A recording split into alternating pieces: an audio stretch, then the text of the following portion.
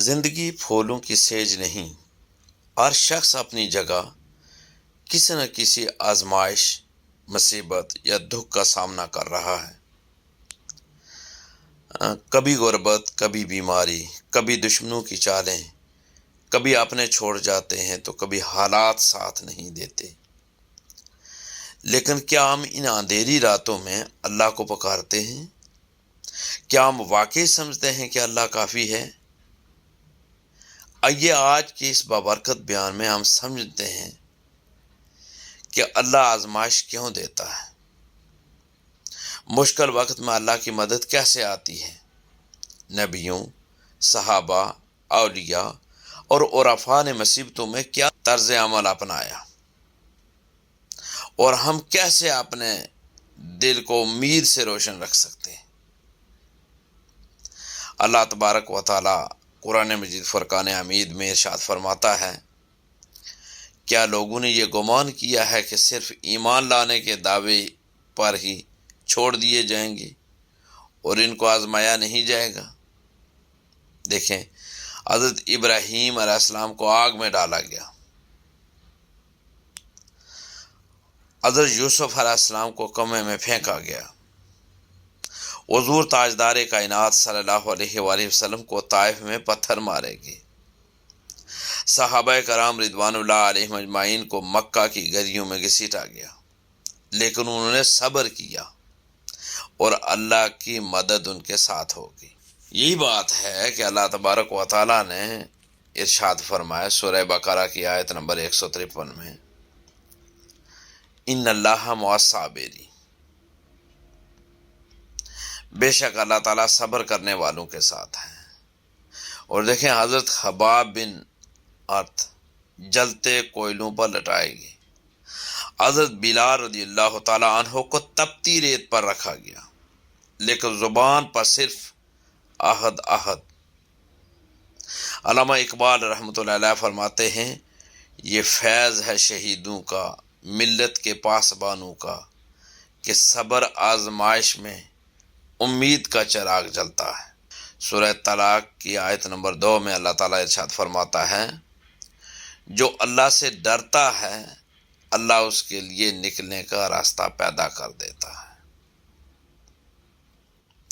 مشکلوں کا مقابلہ صرف طاقت سے نہیں، یاد رکھیں، توکل سے ہوتا ہے۔ حضرت موسیٰ علیہ السلام نے سمندر کے سامنے نے توکل کیا، حضور نبی کریم صلی اللہ علیہ وآلہ وسلم نے غار ثور میں اللہ کی مدد پر یقین رکھا، اور عفا فرماتے ہیں، دنیا کا ہر راستہ بند ہو جائے تو سمجھ لو اللہ دروازہ کھولنے والا ہے۔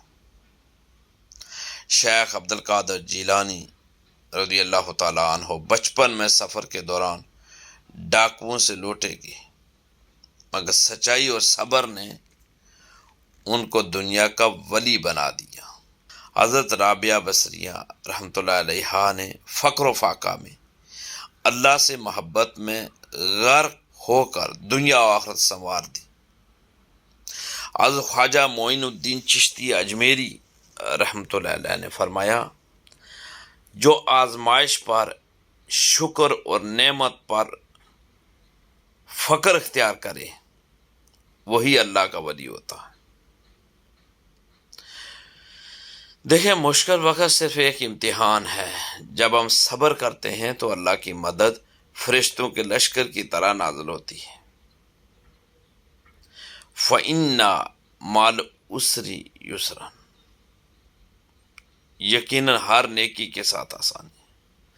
اگر قرض میں ہو تو اللہ پر توکل کرو، یاد رکھو اگر بیماری میں ہو تو اللہ سے شفا مانگو، دشمنوں کے سامنے آپ کھڑے ہیں تو حسبی اللہ کہہ کر آپ کھڑے رہیں، اگر کوئی نہیں سنتا تو رات کو اٹھ کر اللہ کو پکارو، وہ سننے والا ہے، دیکھنے والا ہے اور جواب دینے والا ہے۔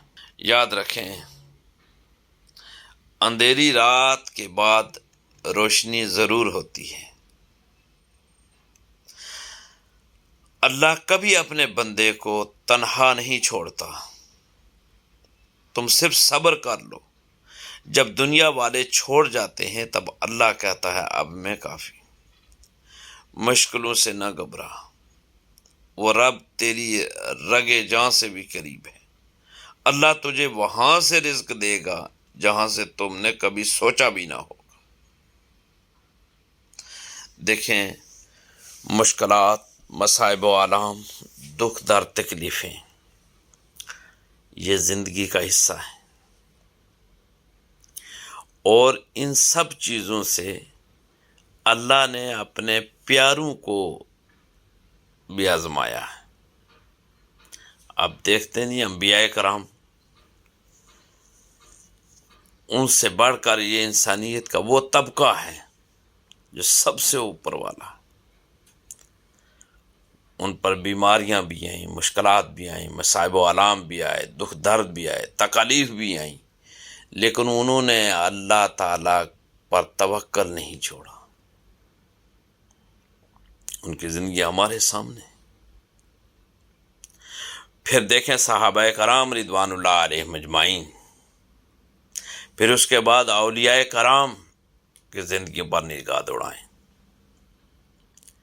تو انہوں نے ان کے ساتھ بھی یہ ساری آزمائش، یہ مشکلات، یہ مصائب و آلام، یہ دکھ درد، تکلیفیں آئیں، لیکن کیا انہوں نے سب کو چھوڑ دیا؟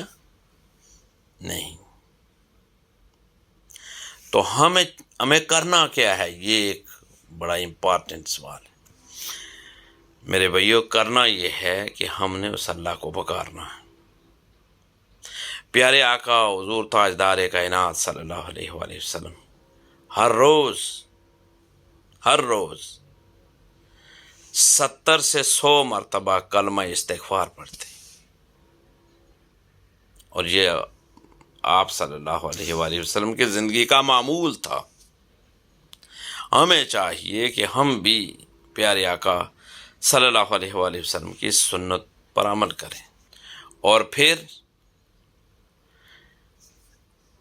جب بھی مشکلات آئیں، مصائب و آلام آئیں، دکھ درد اور تکلیفیں آئیں، بیماریاں آئیں، تو ہم قرآن سے ہیلپ لیں،